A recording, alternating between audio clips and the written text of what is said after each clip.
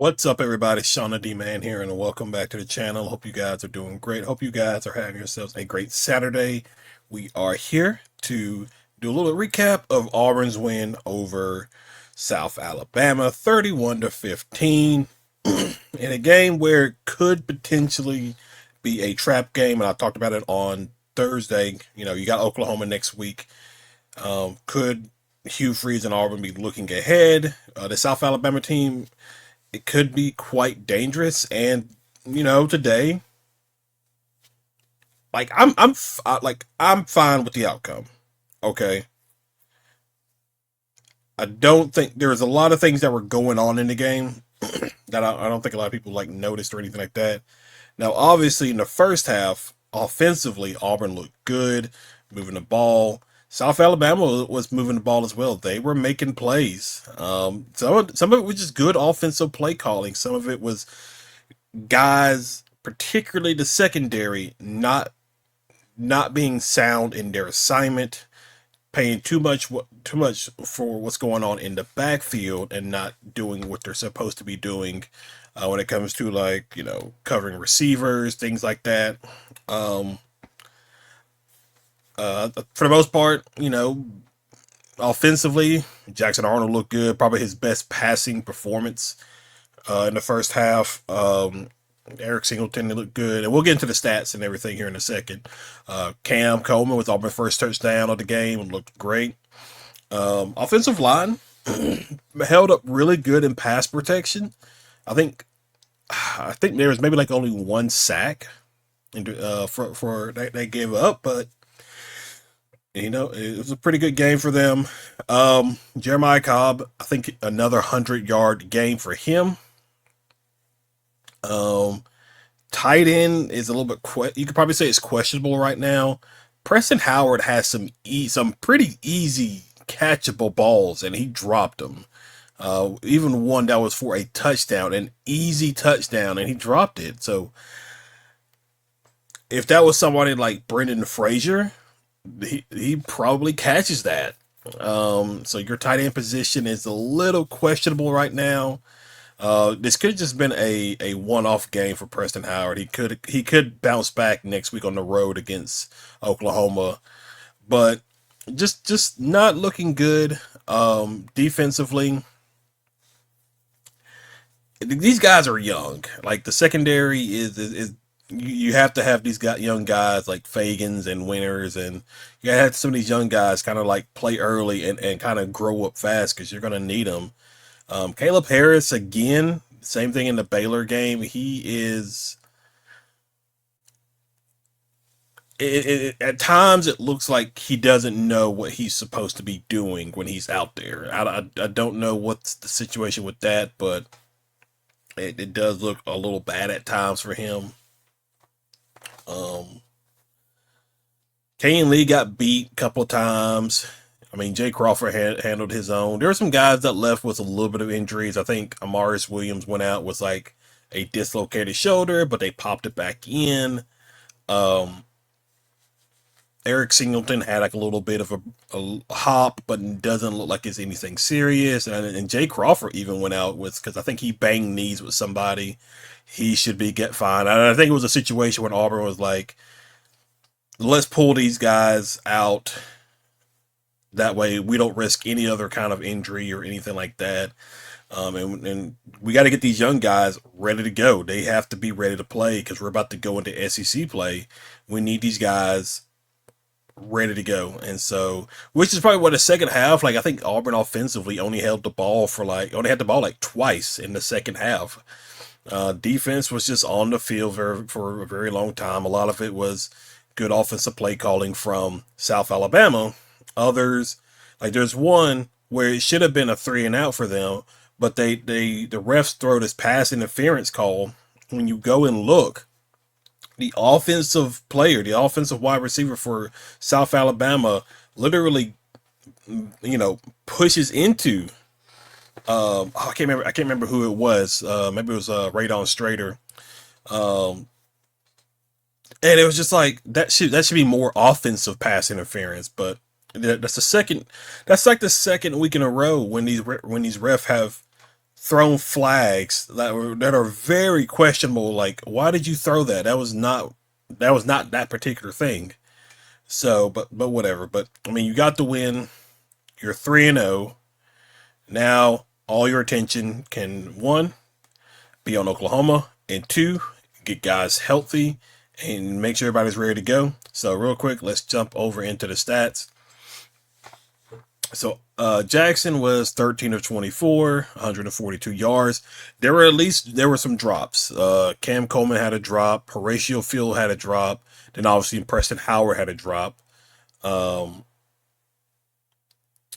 but for the most part, Jackson looked fine in the passing game. You could see that he was like going through his progressions. He stayed in the pocket. He extended plays when he needed to. He made really good decisions. There could have been an almost interception in this game, but lucky it was a situation that it did not. So that was probably one kind of decision making he didn't really do a good job at. But looking at everybody else, Jeremiah Cobb, 19 carries, 119 yards. So back-to-back 100-yard games for him. Omar Mabson, he got in a little bit. He looked good. Obviously, he's young. As he grows, these reps are going to be very valuable for him.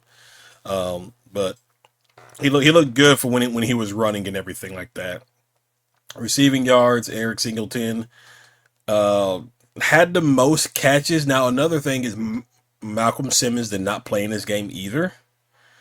So Eric Singleton, he did a really good job of like finding the holes. Him and Horatio Fields are pretty good at this, but like Eric Singleton did a pretty good job of like finding the holes in the defense and just sitting down, and Jackson delivering the ball on time. Cam Coleman only had 2 catches. Now again in the second half, Auburn didn't really get the ball that much, um, but hey, it is what it is. He had the longest was like a 32-yard. I think that was the touchdown. No, that was that the touchdown. That might have been a touchdown. Horatio Fields, he had a drop, but he had him pretty himself a good game. Perry Thompson, he had a catch, but I think there's one where it was down near the goal line. If I think Jackson was trying to do a back shoulder to him, and he just missed red and everything. No turnovers. Um, but you played a lot of guys. I think we only got 1 sack in the game. And the thing was, the Davenport, the quarterback for South Alabama, was doing a very good job at extending plays, and it's a dual threat guy. Is what you expect. Guess what? You're gonna be playing dual threat quarterbacks for like the next 2 weeks with John Mateer and Marcel Reed. So this is a good opportunity to put this on film uh, from the Auburn practice perspective, to where we can work on this to get better. So like definitely having people be sure to quarterback contain, don't lose leverage, don't let them get out of the pocket, keep them bottled up, and then obviously have somebody spy on the quarterback is probably going to be something to really hit home about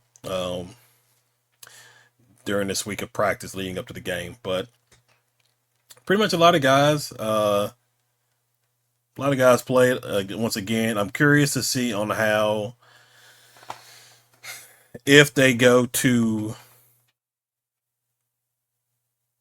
like, if the rotations are like, now that we're about to get into SEC play, do the rotations of certain position groups kind of tighten up, and like, okay, we had these 3 weeks of preparing these guys, see who can help us this season. Now they can probably still help us, but they probably won't get as many reps. I'm curious on if we will see that. So, um, but yeah, Auburn got a turnover, so positive there. I think 2 turnovers. They gotten 2 turnovers this week, or not this week, but this year so far.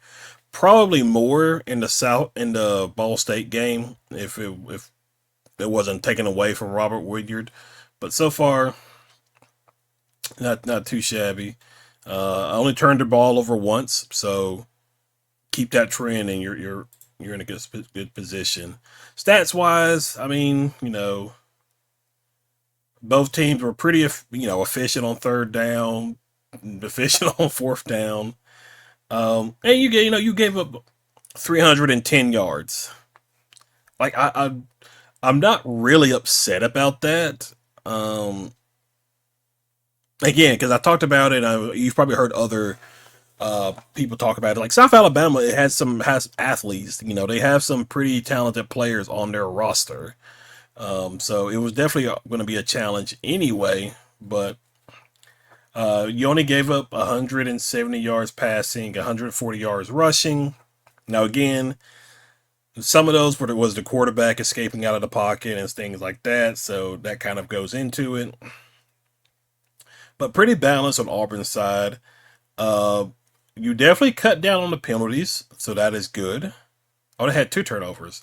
Oh, that's right. They had a fumble and an interception. So I think Auburn is what, four? They've taken it away four times and only gave it away once. So, but yeah. So really nobody scored in the fourth quarter. I didn't realize that. And then South Alabama missed two extra points, so it should have been like at least 17-31, down like two touchdowns. Um, I think what was the thing? I think this game was like 25 and a half. So I mean, overall, like I'm like not upset about it or anything like that. You got the win. You avoided the trap game. You That's all that matters. And now it is Oklahoma week. Time to go in. And I feel like what we saw from these first two games, not first two games, but Ball State and South Alabama, it very much feels like Auburn wasn't really being that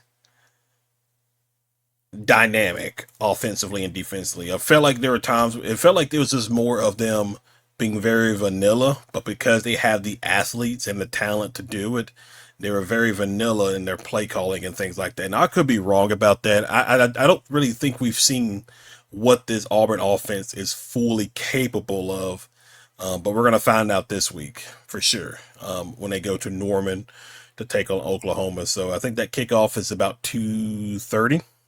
And so we're definitely gonna find out. But guys, that is relatively it. If you are new to the channel, be sure you hit that like and subscribe button. Be sure you comment below. But other than that, I will see y'all in the next video. Y'all have a good one.